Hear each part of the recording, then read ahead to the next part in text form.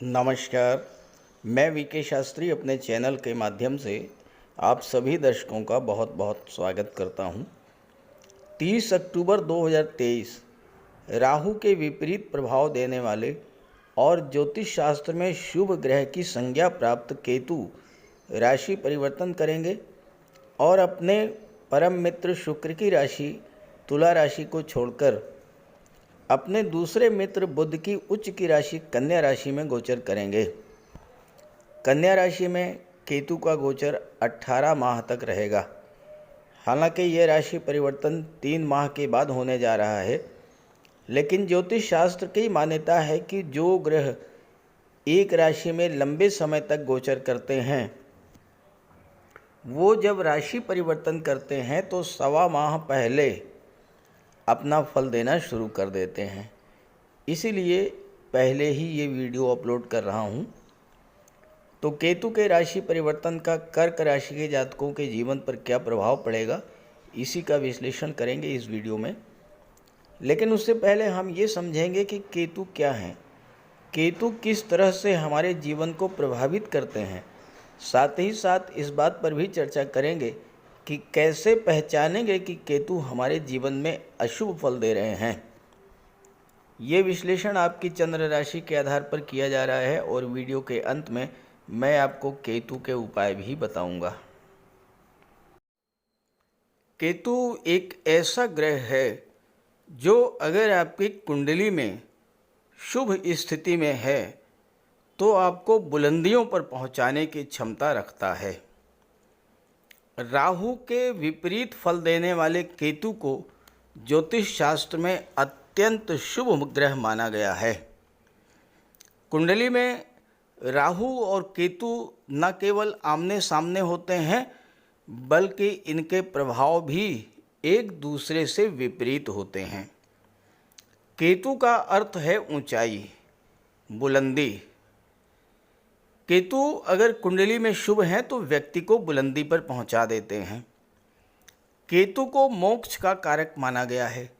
मोक्ष का अर्थ है भौतिक इच्छाओं की तृप्ति। जब सभी इच्छाएं पूर्ण हो जाती हैं तो मोक्ष की स्थिति बनती है। इसके अलावा केतु को आकस्मिक घटनाओं का कारक भी माना गया है। दुनिया के जिन भी लोगों ने जीवन में बुलंदी हासिल की है, जीवन में वो सब कुछ प्राप्त किया है जो वो पाना चाहते थे, उनकी कुंडली में केतु या तो गुरु या शुक्र के साथ गोचर कर रहे होंगे या गुरु या शुक्र की राशि में गोचर कर रहे होंगे या फिर गुरु या शुक्र की दृष्टि केतु पर पड़ रही होगी। हालांकि केतु त्याग के भी कारक होते हैं, डिटैचमेंट के कारक होते हैं, अलगाव के कारक होते हैं और मोक्ष को प्राप्त करने के लिए बहुत कुछ त्याग भी करना पड़ता है। अगर आप जीवन में केतु के गोचर का पूरा लाभ लेना चाहते हैं तो आपको त्याग करने की प्रवृत्ति को अपनाना होगा। निर्लिप्त निर्विकार भाव से कार्य करना होगा। केतु आध्यात्मिकता के कारक हैं। धर्म कर्म में आपकी आस्था को बढ़ाने वाले होते हैं और जिनकी कुंडली में केतु अकेले होते हैं उनकी कुंडली में केतु सर्वाधिक शुभ फल देने वाले होते हैं। लेकिन जब केतु अशुभ फल देने वाले होते हैं, जब केतु अशुभ फल देते हैं तो किस तरह का फल देते हैं आप ये समझें। आप ये कैसे जानेंगे कि केतु आपकी कुंडली में अशुभ फल दे रहे हैं, क्योंकि हर व्यक्ति तो ज्योतिष शास्त्र का ज्ञाता होता नहीं है। तो पहला लक्षण है, राहु से प्रभावित व्यक्ति अगर बीमार है तो डॉक्टर गलत डायग्नोज करेगा, गलत दवा देगा। लेकिन अगर केतु से प्रभावित है तो डॉक्टर बीमारी को पकड़ ही नहीं पाएगा और आपको ऐसी दवाइयाँ देगा जिससे आपको रिएक्शन हो जाएगा। केतु को चर्म रोग, पेशाब संबंधी बीमारियों का कारक माना गया है। केतु के कारण संतान उत्पत्ति में बाधा पैदा होती है, सिर के बाल झड़ जाते हैं, शरीर और नसों में कमजोरी आ जाती है, सुनने की क्षमता में कमी हो जाती है, रीढ़ की हड्डी में दर्द होना, घुटनों जोड़ों की समस्या होना, ये सब अशुभ केतु के लक्षण हैं। केतु कैंची के कारक होते हैं। एक्सीडेंट्स के कारक होते हैं मंगल और केतु। अगर एक्सीडेंट में टांके लगते हैं तो ये समझिए कि इस एक्सीडेंट का कारक मंगल है। लेकिन अगर शरीर में कैंची लगी, यानी किसी एक्सीडेंट के कारण या किसी बीमारी के कारण शरीर का कोई अंग काट करके निकाला गया, तो ये आप समझ लीजिए कि ये केतु के कारण हुआ है। केतु खराब है तो पुत्र प्राप्ति में समय लगता है और या पुत्र हो करके भी नहीं रहते हैं। एक और निशानी है कि केतु अगर खराब है तो संतान आपके बुढ़ापे में आपका साथ नहीं देगी और ज़्यादातर वृद्धाश्रम में जो माता पिता रहते हैं वही होते हैं जिनकी कुंडली में केतु खराब होते हैं। आपके जीवन में अचानक से कोई बहुत बड़ा बदलाव आ जाए, नौकरी छूट जाए, व्यापार व्यवसाय में घाटा हो जाए, रातों रात आपकी आर्थिक स्थिति एकदम खराब हो जाए और लंबे समय तक नौकरी छूटी रहे, नौकरी ना लगे, या 7 साल तक बेरोजगार बैठने के बाद नौकरी लगे, तो ये सब केतु की महादशा के कारण होता है। केतु को भाग्य का कारक माना गया है। नौकरी और व्यापार ये भाग्य से चलते हैं। हालांकि इसमें सूर्य का भी रोल होता है, लेकिन कहीं न कहीं केतु भी भाग्य को प्रभावित करते हैं। अब आप नौकरी में हैं, कार्यस्थल पर लोग पीठ पीछे आपकी बुराई करना शुरू कर दें, आप जिनका भला करने की सोच रहे हैं वही आपकी जड़ काटना शुरू कर दें, आपके मित्र ही आपकी बुराई करना शुरू कर दें, आप पर कोई आरोप लग जाए, तो आप ये समझ लीजिए कि केतु आपको बहुत ही खराब फल दे रहे हैं। देवगुरु और केतु दोनों को आध्यात्मिकता का कारक माना गया है। केतु ईश्वर के प्रति लगन को बहुत अधिक आपकी बढ़ा देंगे, लेकिन केतु अगर नेगेटिव हुए, नकारात्मक हुए, सकारात्मक हुए, अच्छे हुए, शुभ हुए, तो ईश्वर के प्रति लगन लग जाएगी। खराब हुए तो आपको ऐसी लत लगेगी जो आसानी से छूटती ही नहीं है। जुए की, शराब की, सिगरेट की, तंबाकू की, इस तरह की लत। अशुभ केतु के कारण कुछ लोगों पर बिला वजह आरोप भी लगते रहते हैं। और अगर आपके ननिहाल पक्ष की स्थिति कमज़ोर होने लगे, वहाँ पर निरंतर संघर्ष की स्थिति बन रही हो, तो समझ जाइए कि आपका केतु अशुभ फल दे रहा है। सांप का काटना या कुत्ते का काटना ये भी अशुभ केतु के लक्षण हैं। कोई दवा रिएक्शन कर दे या आपको कोई जहर दे दे, तो ये भी अशुभ केतु के कारण हैं। तो इन सब तरीक़ों से आप समझ सकते हैं कि केतु आपकी कुंडली में अशुभ फल दे रहे हैं और फिर आप केतु का उपाय कीजिए। केतु अगर अच्छे हैं 48 साल में आपका भाग्योदय करा देंगे, और अगर ख़राब हुए तो 48 साल में 48 साल के बाद आपको बर्बाद भी कर देंगे। अगर आपकी ज़िंदगी में 48 साल के बाद 48वां साल जैसे ही समाप्त हो अचानक से बड़ा उतार चढ़ाव देखने को मिले तो आप समझ लीजिएगा कि ये केतु के कारण है।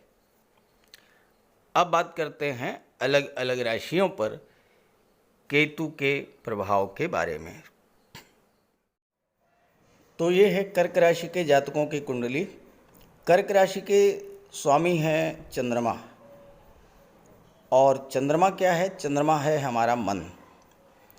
चंद्रमा के प्रभाव से कर्क राशि के जातक बहुत ही इमोशनल होते हैं, बहुत ही भावुक प्रवृत्ति के होते हैं, और केतु का गोचर आपकी कुंडली में उसी भाव में है जो कि आपके इमोशंस को शो करता है, जो आपकी भावनाओं को शो करता है, जो आपकी मानसिक शांति को शो करता है, भौतिक सुख सुविधाओं और सुखों को शो करता है, और वो है चतुर्थ भाव। और यहाँ पर 12 अप्रैल 2022 से केतु शुक्र की राशि में गोचर कर रहे हैं। केतु के ठीक सामने राहु का गोचर है। राहु के कारण जो मानसिक अशांति, सुख सुविधाओं में कमी आई होगी, उसको केतु ने बैलेंस किया होगा, और आपके भौतिक सुख सुविधाओं में वृद्धि की होगी। मातृभूमि माता से लगाव भी बढ़ा होगा, परिवार में सुख शांति का माहौल रहा होगा। केतु धर्म अध्यात्म को शो करते हैं। आपके घर में कोई धार्मिक या मांगलिक आयोजन भी हुआ होगा 12 अप्रैल 2022 के बाद। केतु की दृष्टि पंचम भाव पर पड़ी, अष्टम भाव पर पड़ी। पंचम दृष्टि अष्टम भाव पर पड़ी। अष्टम भाव ज्योतिष तंत्र मंत्र को शो करता है, रिसर्च को शो करता है।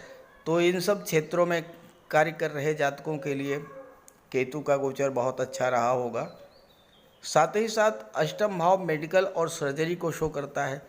केतु सर्जरी के कारक होते हैं, और केतु की दृष्टि 12वें भाव विदेश पर पड़ रही है।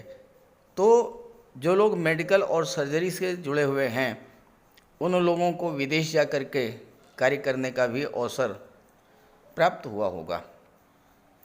राहु के कारण आपके कार्य क्षेत्र में जो उठापटक की स्थिति बनी या जो गलत फहमी की स्थिति बनी, उसको भी केतु ने मैनेज किया होगा।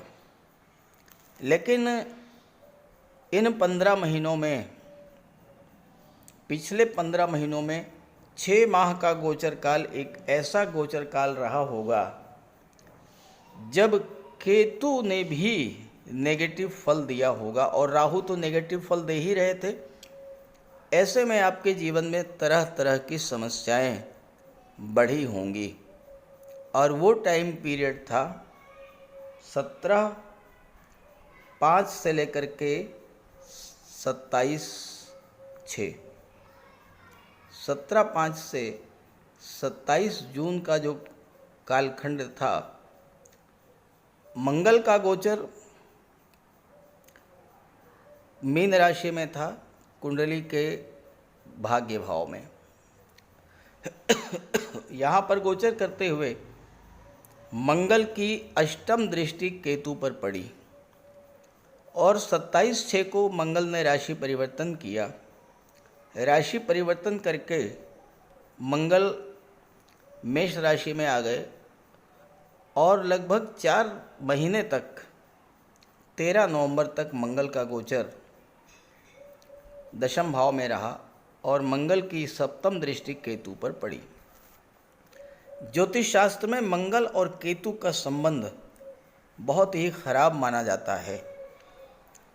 तो मंगल की दृष्टि केतु पर पड़ने से पूरे 6 माह तक मंगल केतु के अशुभ प्रभाव आपको झेलने पड़े होंगे। मानसिक शांति में कमी आई होगी। प्रॉपर्टी को लेकर के किसी तरह का कोई विवाद जरूर बना होगा और साथ ही साथ माता के स्वास्थ्य में भी कमी देखने को मिली होगी। आप कोई प्रॉपर्टी खरीदने का मन बना रहे थे तो नहीं खरीद पाए होंगे। राजनीति में हैं तो वहाँ भी स्थितियाँ आपके अनुकूल नहीं रही होंगी। जो सबसे बड़ा प्रॉब्लम आपके जीवन में आई, सबसे बड़ी समस्या जो आई वो आपके स्वास्थ्य को लेकर के आई, क्योंकि यहाँ पर गोचर करते हुए केतु की दृष्टि अष्टम भाव पर पड़ी और 12वें भाव पर पड़ी। अष्टम भाव आकस्मिक घटनाओं का, दुर्घटनाओं का, क्रॉनिक डिजीज़ का, लंबे समय तक चलने वाली बीमारियों का होता है और 12वां भाव जो है ये अस्पताल का होता है। और दोनों ही भाव पर केतु की दृष्टि पड़ रही थी, तो स्वास्थ्य में अचानक से कोई बहुत बड़ी समस्या आपके सामने आई होगी। कोई क्रोनिक डिजीज़, चर्म रोग, खुजली, पेशाब संबंधी समस्याएं, सिर के बाल झड़ना, नसों में कमजोरी, रीढ़ की हड्डी में दर्द, घुटनों या जोड़ों की समस्या, इस तरह की समस्याएं आपके जीवन में आई होंगी। और ये हो सकता है कि इन 6 माह के भीतर कोई आपका चोट चपेट, एक्सीडेंट की घटना घटित हुई हो या फिर कोई ऑपरेशन हुआ हो और आपको अस्पताल में एडमिट होना पड़ा हो। जीवन में अचानक से कोई बड़ा बदलाव आया होगा। केतु की दृष्टि दशम भाव पर पड़ रही है। दशम भाव आपके कैरियर का होता है। हो सकता है कि आपकी नौकरी इस गोचर काल में छूट गई हो या आपने नौकरी में परिवर्तन करना चाहा हो, एक नौकरी छोड़ करके दूसरी नौकरी ज्वाइन किया हो और जब आप वहाँ पर पहुँचे हों तो आपको ये लगा हो कि यहाँ तो हालात पहले वाली नौकरी से भी ख़राब हैं। ऐसे ही व्यापार में घाटा हुआ करना, क्योंकि केतु और राहु दोनों ही अशुभ फल दे रहे थे, तो लोगों ने पीठ पीछे आपकी बुराई करना शुरू कर दिया होगा। आप जिसका भला करने की सोच रहे थे वही आपकी जड़ काटने पर लगा होगा। आपके मित्र ही आपकी बुराई करने लगे होंगे, आप पर किसी तरह का कोई आरोप भी लगा होगा। ये सब चीज़ें 17 मई से 13 नवंबर तक 6 माह तक आपके साथ हुई होंगी और ऐसा हुआ हो तो ज़रूर कमेंट करके बताइएगा। अब जैसे ही मंगल ने राशि परिवर्तन किया और मंगल राशि परिवर्तन करके 11वें भाव में गोचर कर गए वृषभ राशि में, तो केतु मंगल के प्रभाव से मुक्त हो गए और 13 नवंबर के बाद केतु ने अपना शुभ फल देना शुरू किया होगा। माता के स्वास्थ्य में भी सुधार देखने को मिला होगा और परिवार में जो तनाव की कलह की स्थिति थी वो भी समाप्त होगी। कोई पैतृक संपत्ति का विवाद रहा होगा तो वो विवाद भी सुलझ गया होगा। और चूंकि चौथा भाव भौतिक सुख सुविधाओं का होता है, प्रॉपर्टी का, वाहन का होता है, अगर आप कोई प्रॉपर्टी या वाहन खरीदना चाहते थे तो अब आपने खरीद लिया होगा या खरीद लेंगे। केतु का गोचर शुक्र की राशि में है और केतु की पंचम दृष्टि अष्टम भाव पर पड़ी और अष्टम भाव जो होता है ये होता है गुप्त धन का। अब यहाँ पर केतु की दृष्टि अपने मित्र की राशि कुंभ राशि शनि की राशि पर पड़ रही है, तो अचानक से गुप्त धन की प्राप्ति आपको होने का योग बन रहा है। कोई ऐसा पैसा जो डूब गया था, ऐसा पैसा जो कि कहीं फंसा हुआ था, वो आपको मिलने का योग बन रहा है। इसके अलावा लॉटरी से, शेयर से आपको धन प्राप्त हो सकता है। इंश्योरेंस के क्षेत्र से धन प्राप्त हो सकता है। ससुराल पक्ष से आपको धन की प्राप्ति हो सकती है। केतु के शुभ फल देने के कारण आपके करियर में जो अनस्टेबिलिटी थी वो समाप्त होगी, करियर में स्थायित्व प्राप्त होगा और अब आप पूरे मन से अपने कार्य क्षेत्र में लगेंगे और उससे आपको लाभ होगा, क्योंकि शुक्र ही चतुर्थ के भी स्वामी हैं और शुक्र ही लाभ के भाव के भी स्वामी हैं। तो अब आपको अपने करियर से, अपनी नौकरी से, अपने व्यापार से रोज आपको धन का लाभ होना भी शुरू होगा। केतु की दृष्टि 12वें भाव पर पड़ी तो विदेश संबंधी कार्यों से भी आपको लाभ मिलेगा, विदेश से धन प्राप्त होगा। विदेश जाने की आपकी इच्छा थी तो आपकी इच्छा पूरी होगी और इसके अलावा आप विदेश में सेटल भी हो सकते हैं, क्योंकि केतु चौथे भाव में है। चौथा भाव भूमि भवन प्रॉपर्टी का है, विदेश पर दृष्टि डाल रहे हैं। तो विदेश में अगर कोई आप प्रॉपर्टी खरीद करके, मकान बनवा करके वहाँ पर सेटल होना चाहते हैं तो उसमें भी आपको सफलता मिलेगी, क्योंकि 12वां भाव जो है खर्चों का भी होता है। तो खर्चे भी बढ़ेंगे, लेकिन खर्चे जो होंगे वो या तो सुख सुविधा के साधनों पर होंगे, या फिर बच्चों की उच्च शिक्षा पर होंगे, या फिर किसी धार्मिक कार्य पर होंगे, क्योंकि केतु धर्म, अध्यात्म और मोक्ष के कारक हैं। 12वें भाव पर दृष्टि डाल रहे हैं तो धर्म अध्यात्म में आपकी रुचि तो बढ़ेगी ही। जितना अधिक आप धार्मिक कार्य करेंगे उतना ही अधिक आपको केतु से लाभ मिलेगा। ईश्वर में आस्था बढ़ेगी, धर्म अध्यात्म में रुचि बढ़ेगी और इन सब के होने से आपको बहुत बड़ा लाभ मिलने जा रहा है जीवन में। ये तो मैंने चर्चा की 30 अक्टूबर को केतु के राशि परिवर्तन करते ही क्या क्या सकारात्मक परिवर्तन आपके जीवन में आने वाले हैं। हालांकि एकदम से कोई परिवर्तन नहीं आएगा, समय लगेगा, लेकिन बदलाव आएगा। अब केतु के कन्या राशि में गोचर का क्या प्रभाव पड़ेगा। पराक्रम भाव में जाएंगे 30 अक्टूबर को। अगले 18 माह तक इसका क्या प्रभाव पड़ेगा, इस पर इस वीडियो में चर्चा नहीं की जा सकती है, क्योंकि वीडियो बहुत बड़ा हो जाएगा। इस बिंदु पर अगर आप जानना चाहते हैं तो कमेंट कीजिएगा, अगले वीडियो में इस पर चर्चा करेंगे। फिलहाल चर्चा करते हैं केतु के उपायों पर।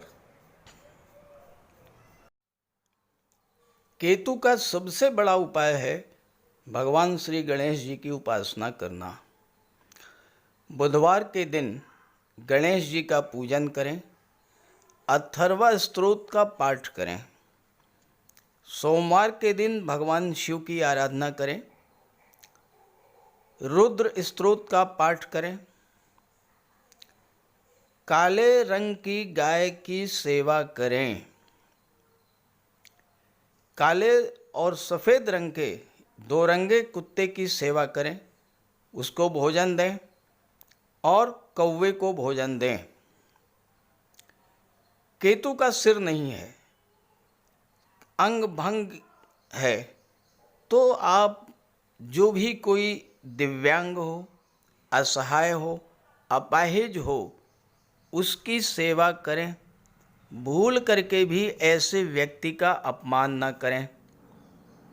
कंबल, छाता, काली उड़द, गर्म कपड़े, कस्तूरी और लहसुनिया, इन चीज़ों का दान आप कर सकते हैं। ओम कें केतवे नमः, इसका जाप करें 5 माला या 8 माला।